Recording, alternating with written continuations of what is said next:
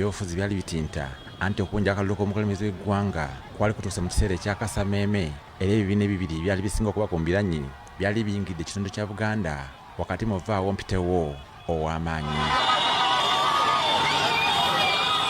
Ekibiina ki NUP n'ekibiina ki NRM byali byeraga eryanyi kwani alina enkizo mu kitundu kya Buganda era obwagazi bwa NUP bwasukka olw'enkuyanja y'abantu eyakungaaniranga ennyo mu nteekateeka za NUP ekyawaliriza ab'ebyokwerinda okukola effujjo ku bawagizi baabwe.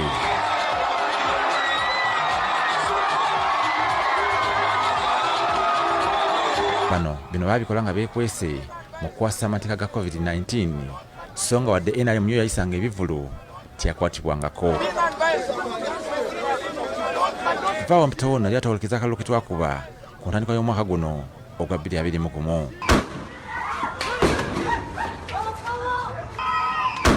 Nga 26 ogw'Ekumi Robert Kyagulanyi Ssentamu yayingira essaza Buddu era eno ow'erimu yatemya ku waabiri.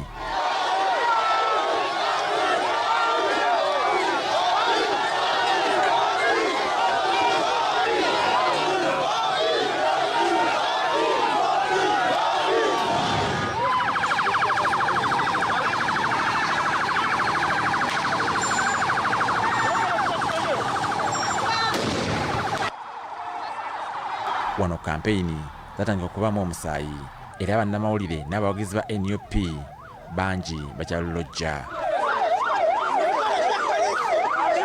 Era kati mbadde naye kyanaku bategeeza nti Frank afudde. Abalabe b'eggwanga, abalabe baffe, kino kye baagala okulaba, baagala kulaba nga tuli broken. Mumpulira kye ŋŋamba? Baagala kulaba nga tuli broken. Baagala kulaba nga tuweddemu amaanyi. Mwena mmanyi tewali musango gwe tukola, mwena mmanyi nti ebintu bye tukola biri mu mateeka. Muganda waffe omulala Moses Waiswa owa Busoga 1 oyo ye yamala mu ddwaliro emyezi emirala 2 n'olwaleero tawonanga era ffe kwolwo lwali tumanye afudde engeri gye bamutuwamu nga yenna atonnya musaayi. Abantu ba bulijjo ku kyalengeta baakubwa kibooko ekiro buli yingira mu nnyumba okuva ku ssaawa 12 kibooko ng'evuga.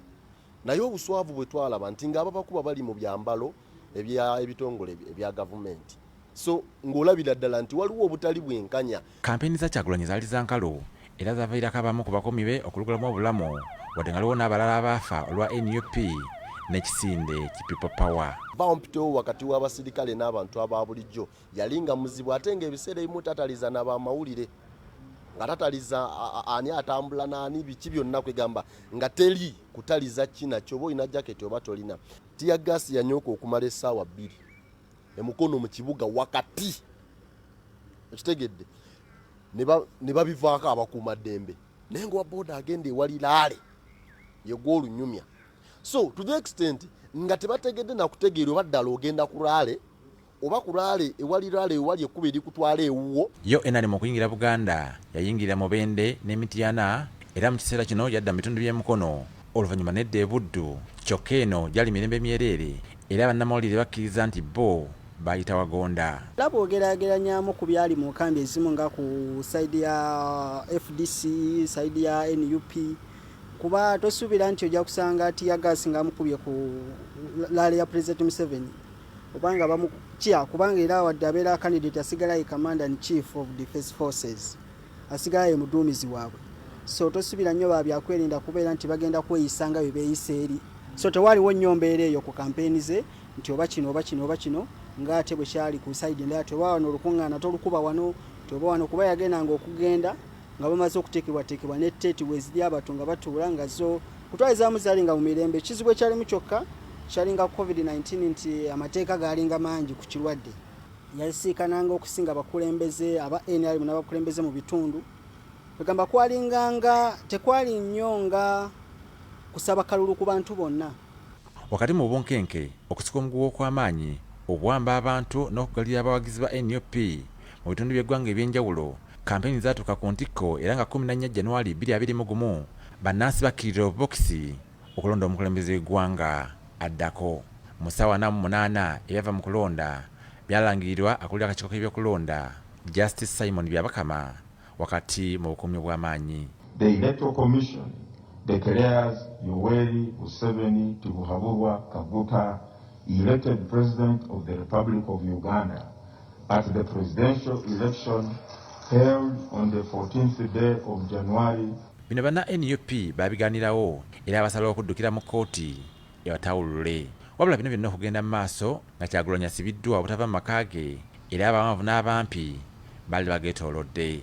Mwami Museveni ne mwami Byabakama se balina obuyinza bw'eggwanga lino. Obuyinza n'amaanyi g'eggwanga lino gali mu bannansi abaasazeewo okulonda president candidate wa NUP. Mu kaseera kano gyaba bategeeza nti Honorable Kyagulanyi Ssentamu president waffe yasibiddwa mu maka ge. Tasobola kutuukibwako muntu yenna okuggyako ab'ebyokwerinda ababuuka ekikomera kye.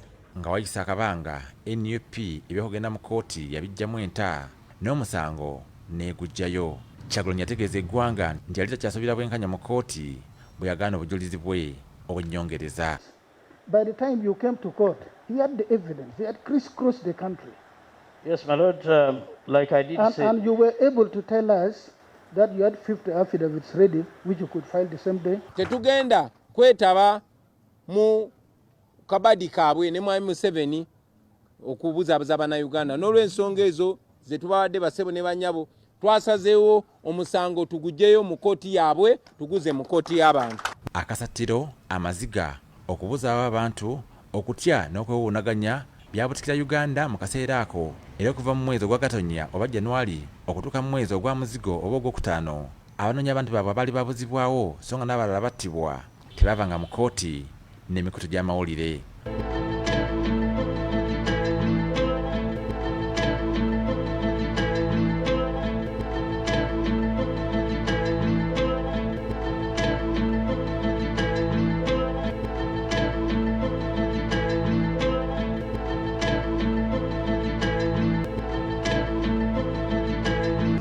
Gwe batwala ku nnaku ezo zonna kati emyezi ebiri guno gwokusatu guno tukutte bataata njagala mutuyambe.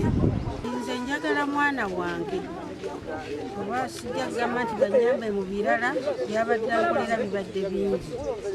Mu mbeera eno NUP yabakana n'eddimu ery'okubanja abawagizi baayo abali batamanyiddwa amayitire kyokka nga ab'ebyokwerinda be babakwatanga mu mmotoka ezimanyiddwa nga drone era wano bannakibiina batandika okutegeka okusaba okw'enjawulo ku nsonga eno. Twongera okugamba mwami Museveni nti tetwagala kutuwa ssente, twagala bulamu bw'abaana baffe. Abakyala baagala obulamu bw'ababbaabwe, abaana baagala obulamu bw'abazadde baabwe. Tumanyi bulungi nnyo nti olunaku lugenda kukya obwenkanya bubeerewo. Kyokka bino byonna tebyagana abakulembeze balonde kulayira era nga 12 ogwokutaano 2021 Yoweri Museveni Kaguta Tibuhaburwa yalayizibwa Ssaabalamuzi Alphonse Owiny Dollo neeyama okuuma Bannayuganda n'ebyabwe. Yoweri Tibuhaburwa Kaguta Museveni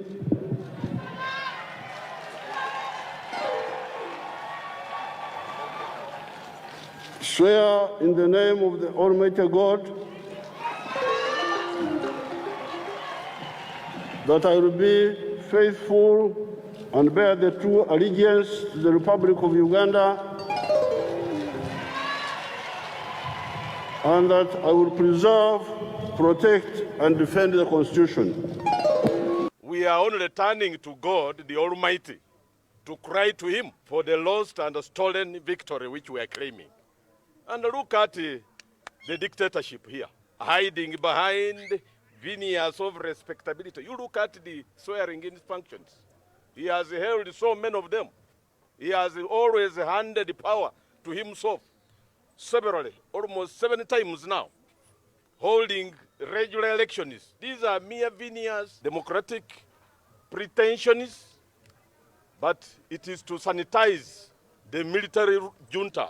Kusaidi y'ebibiina by'obufuzi mu Uganda okulonda kuno kwaleka FDC ejiddwa mu kifo ekyokubiri ne kitwalibwa NUP oluvannyuma lw'okugisinza ababaka ba palamenti abangi abeesogga palamenti.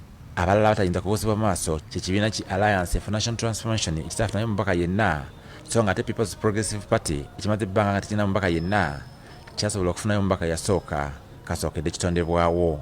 Okulayira kwa Museveni kwaddirirwa okulayiza ababaka ba palamenti ng'era kuno kwali mu katemba obw'enjawulo. kyokka wadde gavumenti empya yatandika okukola emirimu gyayo mu butongole, embiranye mu byobufuzi zikyayinda era buli bibiina ebibiri bino bisinkana okuli NUP ne NRM abavaawo mpitawo yennyini. Embeera eno erabikidde nnyo mu kulonda kw'envunula bibya nga n'okusembyeyo kwe kubadde kayunga eribadde kumpi eddwaniro. Singa NRM tesalawo nti kituufu ne bw'ozina ssaawa 20 togenda kuyitamu. NRM yerina ekigambo ekisembayo. Naye njagala okubulira Mwami Museveni tetugenda kulekeraawo kwenyigira mu kulonda.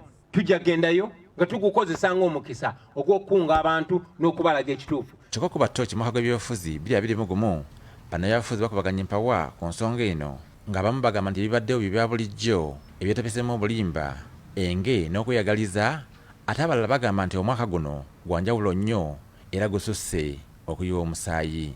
Pulezidenti wa Alliance for National Transformation Mugisha Muntu agamba nti ebirabikidde mu mwaka guno biraga Uganda bwetalina kyeyize bukyefuna obwetwaze wadde abakulembeze baayo okuyigira ku nsobi z'abalala. Ebizibu bye tuzze nabyo ebikyaliwo, bunanfuusi mu politics, obulimba mu politics, obutabawo bwenkanya, okwawulawulana mu bantu, ebyo byonna weebiri era tebikendera, bigenda byeyongera. Tulina obunafu, twagala ebintu by'amangu. Obugagga si bubi, Katonda twagaliza obugagga. Ekyagala okukola ebintu mu ngeri ennungamu. Buli muntu amanye nti bwe mba nga nkozesezza ekkubo lino nange nsobola okugaggawala. Ono agamba nti essuubi alina ttono nti ebyobufuzi bya Uganda bikyayinza okukyuka nga bannabyabufuzi bakyali baluvu era batatambulira ku mazima. Nga tekunabaawo enkyukakyuka ennungamu kwegamba ne kubaako abantu abayingira nga batadde amaaso n'emitima gyabwe mu kulaakulanya eggwanga. Ebintu bijja kusigala nga bwe bityo kubanga ffe abantu abalina emyaka egikuzeemu tekuli kipya mazi tuli kumpa okutuusa emyaka 6 kasooka tubeera n'obwetwaze. Naye ebyo byonna byenjogeddeko, obulimba, obunanfuusi, obukumpanya, bizze mu system zizona okutuusa nakati. Ye omukulembeze wa NUP Robert Kyagulanyi Ssentamu agamba omwaka guno gugweredde mu kuyiga omusaayi gwa bannayuganda atalina musango. Omwaka guno nga buli omu bwagulabye, tugumazeeko tuziika bannaffe abatemuddwa, tugumazeeko tukyalira bannaffe mu malwaliro ne mu makomera. Omwaka guno tugumazeeko nga twebulunguliddwa nti ne wano we tuyimiridde zize bangoberera, kwegamba tugumazeeko nga tulina ddembe lyaffe lya muntu. Naye ate byonna byonna ebigenze maaso ffe byongedde tuwa bugumu.